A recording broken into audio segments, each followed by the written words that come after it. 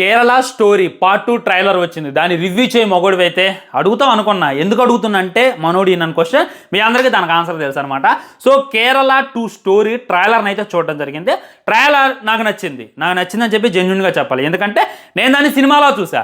సినిమాని సినిమాలాగా చూస్తే దురంధర్ సినిమా కూడా నాకు నచ్చింది, ఈ కేరళ స్టోరీ కూడా నాకు నచ్చింది అనమాట.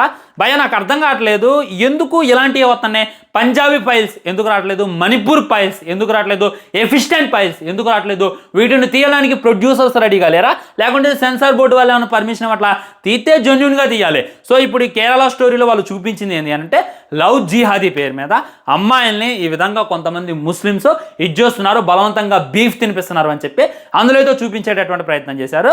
భయ వాటి వేటికి కూడా ప్రూఫ్లో భయ ఆ డైరెక్టర్ వెళ్ళి ఈ విధంగా జరుగుతున్నప్పుడేమో రాసుకోవాలా, ఈ విధంగా జరుగుతున్నప్పుడేమో రికార్డ్ చేసుకోవాలా. ఇదొకటి. ఇది చూసి నువ్వు ముస్లిమ్స్ మీద ద్వేషం పెంచుకుంటావు. హానెస్ట్లీ నీకు ఒరిగేది ఏం లేదు. ముస్లిం చీ అంటావు, ముస్లింని గీ అంటావు, నీ పక్కన ఉన్నటువంటి తోడి ముస్లిం వాడు పాపం చాలా మంచోడు, వాడిని కూడా అసహించుకుంటావు తప్ప వేరేది ఏం లేదు అనేటటువంటిది మళ్ళీ గుర్తుపెట్టుకునేటటువంటి ప్రయత్నం చేయి.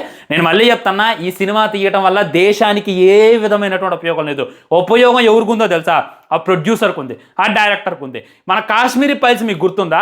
అది సినిమా తీయటం వల్ల మరి అప్పుడు అన్యాయం అయిపోయినటువంటి హిందూ పండితులకు ఎంత అన్యాయం జరిగిందో, ఎంత న్యాయం జరిగిందో నాకు తెలియదు. కానీ ఆ ప్రొడ్యూసర్ చూసుకున్నట్లయితే ఒక ఫ్లైటే కొనుక్కుంటూ, ఆ డైరెక్టర్ చూసుకున్నట్లయితే ముంబైలో పెద్ద విల్లానే కొనుక్కుంటూ, ఈ విధంగా అమాయకమైనటువంటి హిందువుల్ని ఆకట్టుకోవడానికి, ఒక ఎజెండా పాతడానికి, ఒక మతం మీద విషం చెమ్మడానికి వీళ్ళు ఈ విధమైనటువంటి సినిమాలు చేస్తున్నారు తప్ప దీంట్లో అయితే వాస్తవం లేదు అని చెప్పి గుర్తుపెట్టుకోండి. ఓకేనా?